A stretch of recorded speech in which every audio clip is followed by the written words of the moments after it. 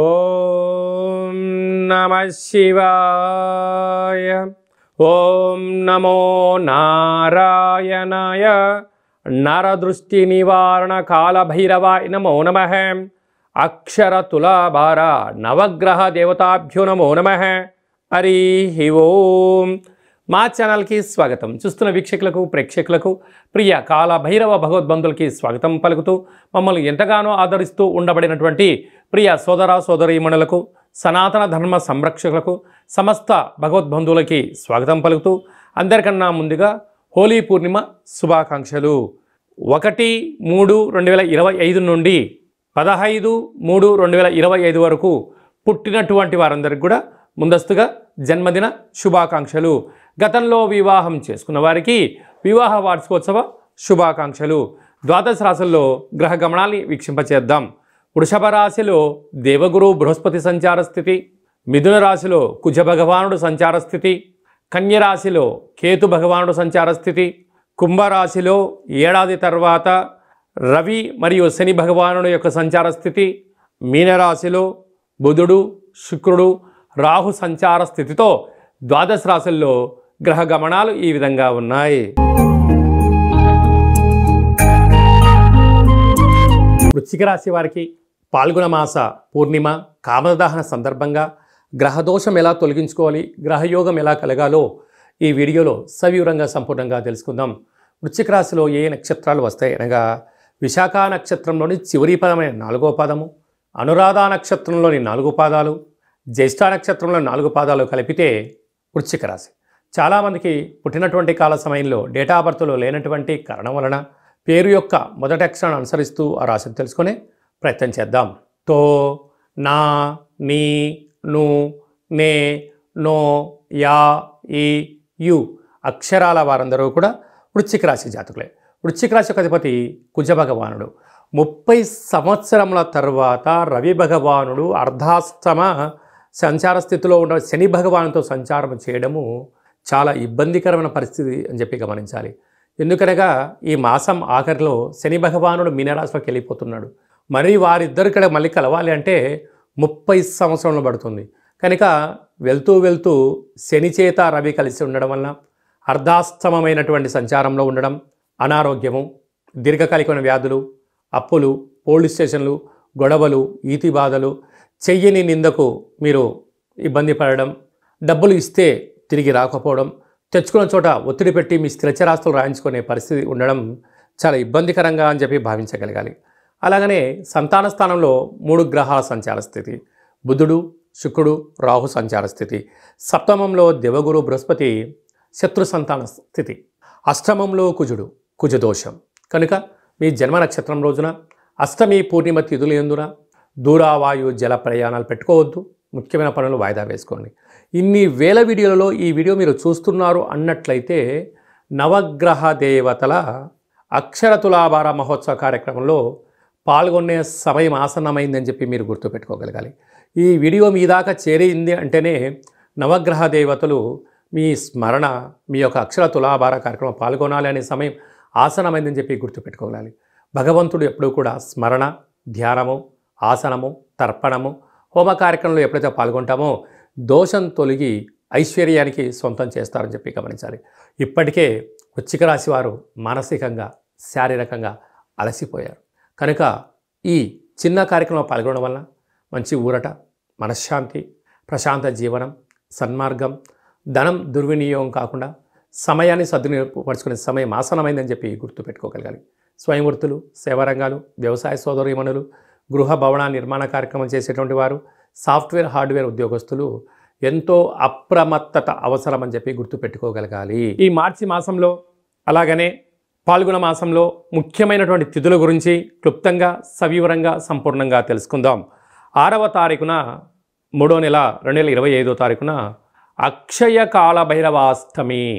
కనుక కష్టకాలంలో ఉన్నప్పుడు దైవనామస్మరణ చేయడం, ఆధ్యాత్మిక చింతన ఉండడం, గృహంలో దీపం వెలిగించడం వల్ల సకల అష్టకష్టాలు తొలగిపోతాయని చెప్పి గమనించాలి. 13వ తారీఖున పాల్గొనమాస శుద్ధ పూర్ణిమ, హోళికా పూర్ణిమ చేస్తూ ఉంటాం. కనుక కామద దహన కార్యక్రమంలో పాల్గొందాం, స్వామివారి యొక్క ఆశీస్సులు పొందుదాం. అఖండ అష్టకష్టాలకు స్వస్తి పలుకుతాం. ఎందుకనగా రంగుల హేళి అంటే ఆట అని చెప్తూ ఉంటారు. అంటే సహజ సిద్ధమైనటువంటి రంగులతోనే దయచేసి అందరూ ఆడుకోండి, కలుషితం నీటితోనే ఆడుకోండి. కళల కొత్త ప్రపంచానికి స్వాగతం పలకబోతున్నాం. ఎందుకనగా ఈ సంవత్సరానికి చివరి పూర్ణిమ అవ్వడం వలన రంగుల హోళీ అంటారు. అంటే మనకు కొన్ని ప్రాంతాల్లో కొత్త పూర్ణిమ, వచ్చేటువంటి అమావాస్యను కొత్త అమావాస్య అంటారు. అంటే పాతదనానికి వీడుకోలు పలుకుతూ కొత్తదనానికి స్వాగతం పలుకుతూ ఉంటూ ఉంటాం.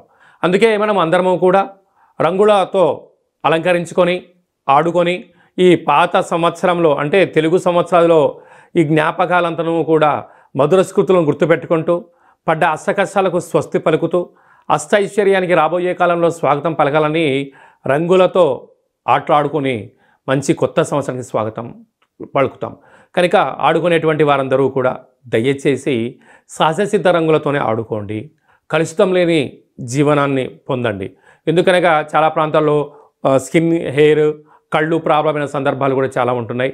దయచేసి ఎవరు కూడా పండగ పూట బాధపడకూడదు అనేటువంటిది మన సనాతన ధర్మం. అందరూ క్షేమంగా ఉండాలి, అందరూ ఆయురారోగ్యాలుగా ఉండాలి. పాత సంవత్సర పూర్ణిమకు వీడుకోలు పలుకుతూ కొత్త ఉగాది పండుగకు స్వాగతం పలుకుతూ కనుక మనమందరం కూడా వీలైతే శ్రీ రమా సహిత సత్యనారాయణ స్వామి వ్రత పూజ కార్యక్రమంలో పాల్గొనడం, దత్తాత్రేయ స్వామి యొక్క దర్శనం, శివాలయంలో పూజా కార్యక్రమం, కాళభైరవ హోమంలో పాల్గొనడం వలన సకల అష్ట కష్టాలన్నీ తొలగిపోయి కొత్త సంవత్సరానికి స్వాగతం పలకబోతున్నాం. అందరికీ శుభం, జయం, లాభాన్ని భైరవ స్వామి వారు ఆశించాలని కోరుకుందాం. అది ఏ కాకుండా ఇంకనూ మనం విజయం సాధించగలగాలి అని అంటే ఏం చేయాలో అనేది మీకు ఒకసారి చూపిస్తాను. ఈ యొక్క పాత్ర కంచు పాత్ర అంటారు. మనకు రాసులు 12 ఎలా ఉంటాయో 12 యొక్క రాసులను ఇందులో అచ్చు వేయడం జరుగుతుంటుంది. ఈ పాత్రను మనం ఇంట్లో ఉంచుకొని ప్రతిరోజు ఉదయం పూజ చేసిన తదనంతరము, సూర్య నమస్కారం చేసిన తదనంతరము ఇలా శబ్దం చేస్తే ఓంకార శబ్దం రావడం జరుగుతుంది.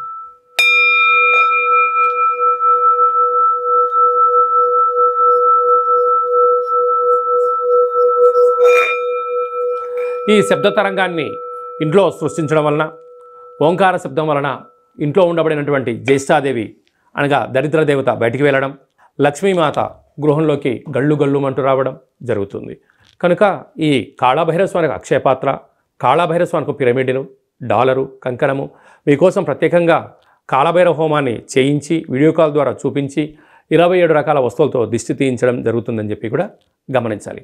అలాగే మనం నవగ్రహాల చేత బాధపడే వాళ్ళమందరము కూడా ఓ చిన్న రెమెడీ పరిహార కార్యక్రమాన్ని కూడా ఏర్పాటు చేయడం జరుగుతుంది. కళౌ వెంకటేశ్వర అంటారు. అంటే కలియుగ కాలంలో వెంకటేశ్వర స్వామిని స్మరించిన, ధ్యానించిన యోగదాయకం అని చెప్తారు.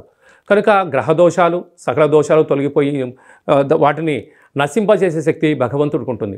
అలాగని మనకు ప్రతి నెలలో మనకు ఆదివారము, సోమవారము, మంగళవారం అని చెప్పి 4 మంగళవారాలు, 4 శనివారాలు లేక 5 సోమవారాలు వస్తూ ఉంటాయి. ఇలాంటి కాల సమయంలో ఆదివారం పూట సూర్య భగవానునికి స్మరించడం, 27 సార్లు నామాన్ని వ్రాయడం, సోమవారం పూట చంద్రుని స్మరించడం, 27 నామాలు వ్రాయడం. ఇలాగ వారంలో 7 రోజులకు 9 గ్రహాలకు నామ ఇతి మంత్రియత అంటే నామాన్ని స్మరించడం, నామాన్ని వ్రాయడం వలన భగవంతుడి యొక్క ఆశీస్సులు మన మీద ఉంటాయి.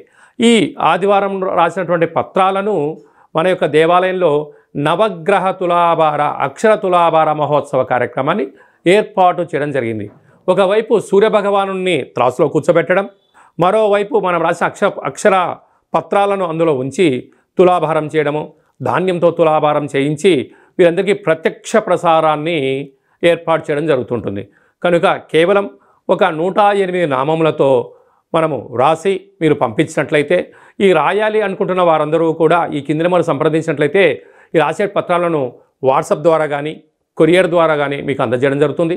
రాసిన తర్వాత మళ్ళీ ఫోటో తీసి వాట్సాప్లో పంపిస్తే సూర్యగ్రహ దోషం ఉన్నప్పుడు సూర్యగ్రహ తులాభారంలో, శని భగవాను యొక్క దోషం ఉన్నప్పుడు శని భగవాను తులాభారంలో ప్రత్యక్ష ప్రసారాన్ని వీక్షింపజేయచ్చు, భగవంతుడి ఆశీస్సులు పొందగలరు అని చెప్పి ఒక చిన్న విన్నపం.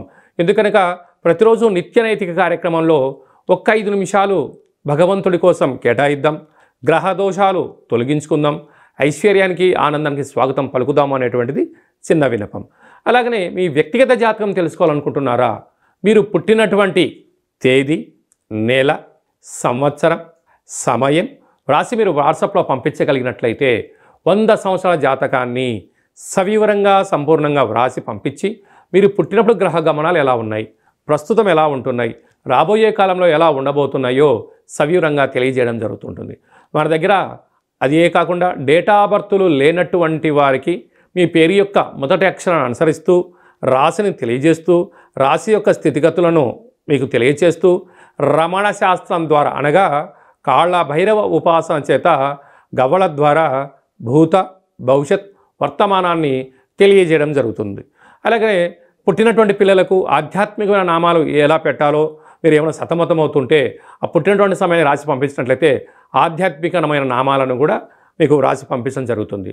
అలాగనే ప్రేమికుల మధ్య విభేదాలు కానీ భార్యాభర్తల మధ్య ఆటంకాలు కానీ స్వల్పంగా ఉన్నప్పుడు చిలికి పెద్దగా చేసుకొని పోలీస్ స్టేషన్లు గొడవలు అంటూ విడిపోయే పరిస్థితి అలాగా తెచ్చుకోకుండా సమస్య ఎందుకు వస్తుంది, వాటిని నివారించడం ఎలా అనే విషయాన్ని తెలుసుకున్నట్లయితే మనం సంపూర్ణమైనటువంటి స్వామివారి యొక్క సేవలో ఆధ్యాత్మిక చింతనగా ఉంటూ దైవనామాన్ని స్మరించడం వలన మిమ్మల్ని అద్భుతమైనటువంటి ఈ కష్టాలకు స్వస్తి పలికి ఐశ్వర్యం స్వాగతం ఎలా పలకాలో తెలియజేయడం జరుగుతుంది. కనుక ఆసక్తి గలవారు ఈ కింద మంది అపాయింట్మెంట్ తీసుకొని సంప్రదించగలరు. అందరికీ శుభం, జయం, లాభం జరగాలని కోరుకుంటూ కొత్త పూర్ణిమకు స్వాగతం పలుకుతూ ఈ సంవత్సరానికి విడుకోలు పలుకుతూ రంగుల హోళీ శుభాకాంక్షలు మరొకసారి అందరికీ ఆశీర్వచనం. శతమానం భవతి శతాయు పురుష సతేంద్రియ ఆయుష్యేవేంద్రియే ప్రతిష్టతి. ధనం ధాన్యం బహుపుత్రలాభం శత సంవత్సరం దీర్ఘమాయు. సర్వే జనా సుఖినో భవంతు. లోకా సమస్తా సుఖినో భవంతు. సర్వం నవగ్రహ దేవత అక్షరతులాభార దేవతార్పణమస్తు. హరి ఓం. ఈ వీడియో మీకు నచ్చినట్టయితే లైక్ చేయండి, షేర్ చేయండి, మా ఛానల్ని సబ్స్క్రైబ్ చేసుకోండి. మేము చేస్తున్న ఆధ్యాత్మిక వీడియోలు అందరికన్నా ముందుగా మీరు వినాలి అనుకుంటున్నట్టయితే ఆలనా బటన్ తెలియచేయండి. ఈ యొక్క వీడియోని భగవద్బంధులకు, మిత్రులకు, స్నేహితులకు చేరవేసి వారి క్షేమం గురించి కూడా మీరు ఆలోచించే ప్రయత్నం చేయండి. సర్వత్రా శుభం, జయం, లాభం కలుగుతుంది.